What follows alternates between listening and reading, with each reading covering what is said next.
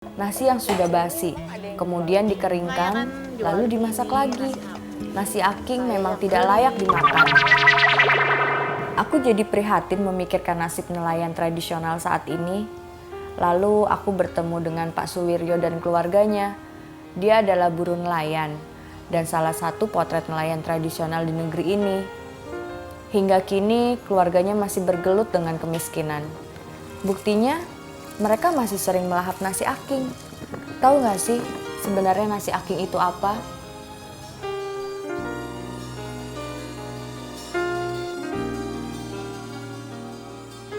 Kayak masak nasi biasa ya, Bu ya? Ya, nasi aking adalah nasi sisa, nasi yang sudah basi, kemudian dikeringkan, lalu dimasak lagi.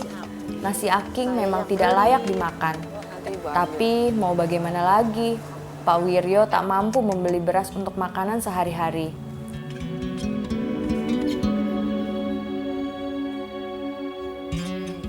Jujur aja, baru kali ini aku tahu yang namanya nasi aking.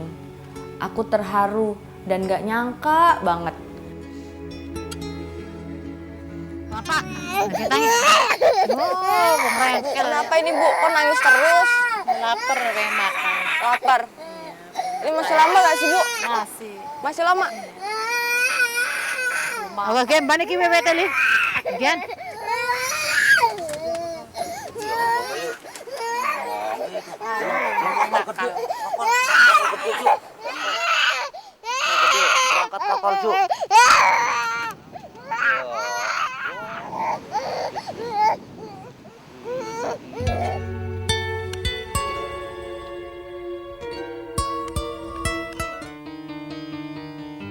Pertama kali lihat rumahnya, aku ragu gubuk ini dijadikan tempat berlindung dari panas dan hujan untuk satu keluarga dengan 3 anak.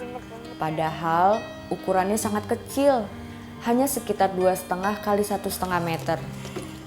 Ya, wajar saja. Gubuk yang mereka tempati ini dulu adalah kandang kambing. 3 bulan yang lalu, rumah mereka rubuh dihantam ombak besar. Rumah yang tidak jauh dari gubuk kandang kambing ini kini hanya tinggal kenangan. Gubuk ini nggak layak dijadikan tempat tinggal, apalagi anak-anak Pak Wiryo masih kecil. Mereka tak tahan terpaan angin kencang dan cuaca yang keras di pinggir laut. Tapi mereka tak punya pilihan lain, hanya gubuk bekas kandang kambing inilah satu-satunya yang bisa mereka tempati. Waktu aku lagi santai, aku diajak ibu untuk mencuci baju di kolam.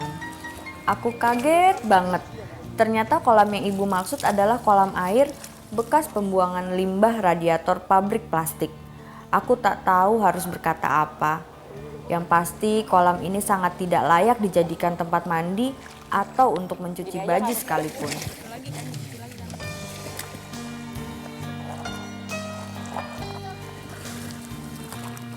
Tapi entah kenapa anak-anak Pak Wiryo senang banget berenang di kolam ini. Terutama Tamrin. Padahal kata kakaknya, Kadina, 5 tahun yang lalu ada tanda larangan mandi di sini. Sebenarnya emang Jemur. di sini? Iya. Nggak di dekat rumah, Bu? Enggak, di Kenapa? sini. Banyak pasir. Nanti kebulan pasir. Oh, gitu. Aku tambah kaget lagi. Waktu tahu kalau pipa tempat menjemur baju adalah pipa gas. Aku nggak kebayang bahayanya kalau hidup dekat dengan pipa itu. Ditambah lagi, pipanya dekat sekali dengan gubuk kandang kambing Pak Wiryo. Sewaktu-waktu bisa saja kan terjadi hal yang tidak diinginkan. Malamnya aku diajak tidur sama ibu. Sempat bingung juga sih mau tidur di mana. Tapi Bapak dan Kadina akhirnya mengalah. Mereka tidur di kapal. Hanya beratapkan langit. Aku jadi tak tega.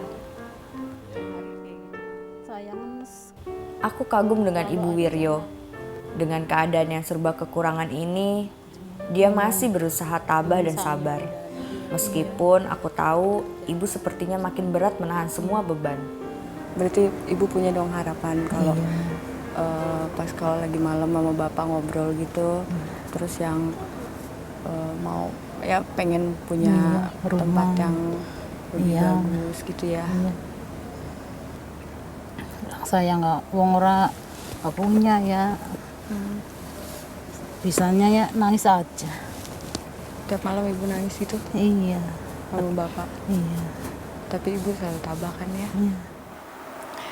Udah malam yuk, ibu juga udah kelihatan kayak capek banget. Iya, Kita capek. tidur ya. Tidur. Besok. Besok bapaknya berangkat ke laut, nangkap ikan. Iya. Iya. Ya. Mhm.